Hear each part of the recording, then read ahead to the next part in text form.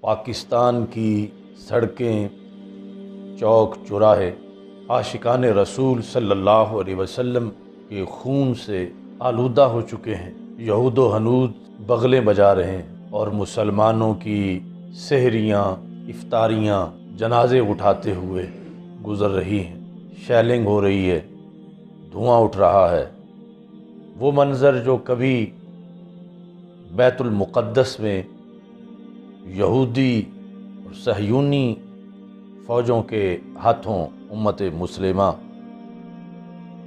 کی کشت و خون کا منظر تھا، وہ منظر جو ہمیں کشمیر کے اندر انڈین فورسز کی جانب سے نہتے کشمیریوں پر جو ظلم ڈھائے جاتے تھے، وہ منظر ہمیں لاہور، راولپنڈی، کراچی اور دیگر شہروں کے اندر نظر آ رہا ہے۔ کم از کم حکومت وقت کو رمضان المبارک کا ہی حیا کر لینا چاہیے تھا۔ کم از کم لبیک یا رسول اللہ صلی اللہ علیہ وسلم کے مقدس نعرے کا ہی کچھ لحاظ کر لینا تھا۔ بسم اللہ الرحمن الرحیم۔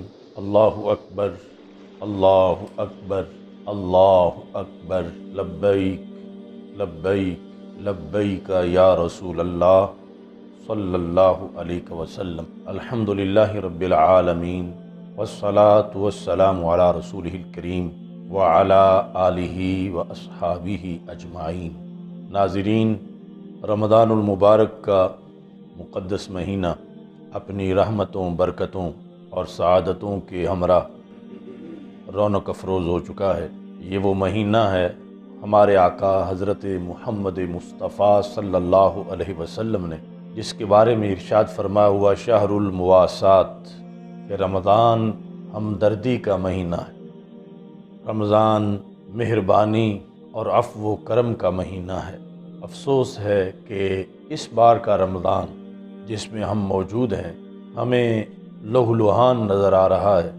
جو مواسات اور ہمدردی کا مہینہ تھا اسے دہشت گردی کا مہینہ بنا دیا گیا۔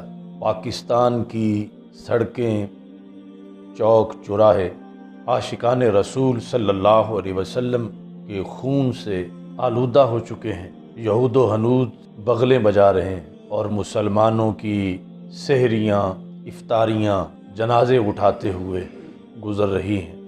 چھوٹے چھوٹے بچوں سے لے کر ضعیف العمر عاشقان رسول صلی اللہ علیہ وسلم تک بے دردی سے شہید یا زخمی کیے گئے ہیں۔ چادر اور چار دیواری کا تقدس بھی پامال کیا گیا ہے۔ عاشقان رسول صلی اللہ علیہ وسلم کے جلوسوں پر کہیں بختر بند گاڑیاں چڑھائی جا رہی ہیں اور کہیں زہریلے کیمیکل کی پھواریں ان پہ چلائی جا رہی ہیں۔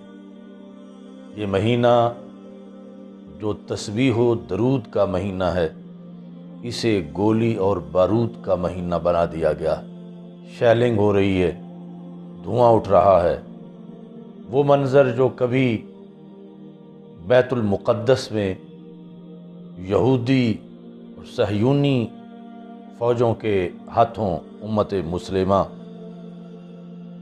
کی کشت و خون کا منظر تھا، وہ منظر جو ہمیں کشمیر کے اندر انڈین فورسز کی جانب سے نہتے کشمیریوں پر جو ظلم ڈھائے جاتے تھے، وہ منظر ہمیں لاہور، راولپنڈی، کراچی اور دیگر شہروں کے اندر نظر آ رہا ہے۔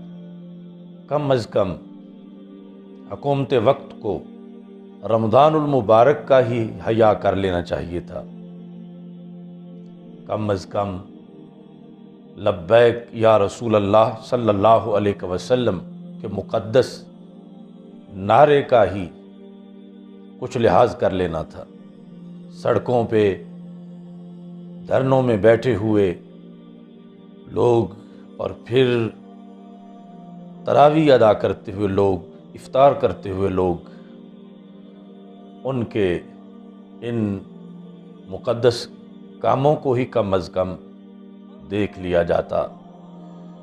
چلو کسی کے احتجاج کے طریقے سے اختلاف کیا جا سکتا ہے، مگر ناموس رسالت صلی اللہ علیہ وسلم کے مقدس مشن کو ہی پیش نظر رکھ لیا جاتا۔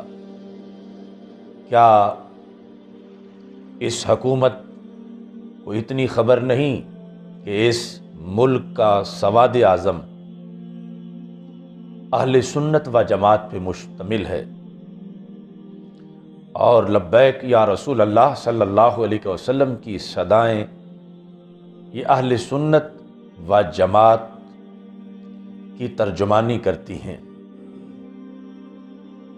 حکومت اپنے کئی کاموں میں اہل سنت و جماعت کے اکابرین سے رابطہ کر کے اپنے مسائل حل کرتی ہے، تو کیا اس مسئلے میں حکومت اکابرین اہل سنت سے رابطہ نہیں کر سکتی تھی؟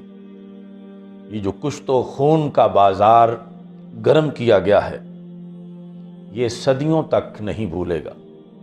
سلام ہو ان عظیم ماؤں کو جن کے بیٹے مقدس مشن پر جام شہادت نوش کر گئے۔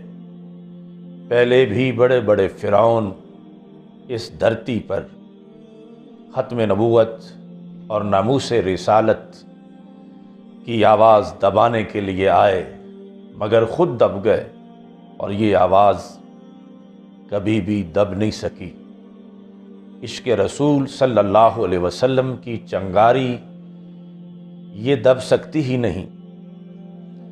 اب بھی حکومت وقت کو یہ چاہیے کہ وہ اکابرین اہل سنت جن سے ان کے روابط بھی ہیں، ان کے ساتھ بیٹھ کر اس جلتی آگ کو بجھانے کی کوشش کرے۔ مٹ گئے، مٹتے ہیں، مٹ جائیں گے اعداء تیرے، نہ مٹا ہے نہ مٹے گا کبھی چرچا تیرا۔ وآخر دعوایا ان الحمد للہ رب العالمین۔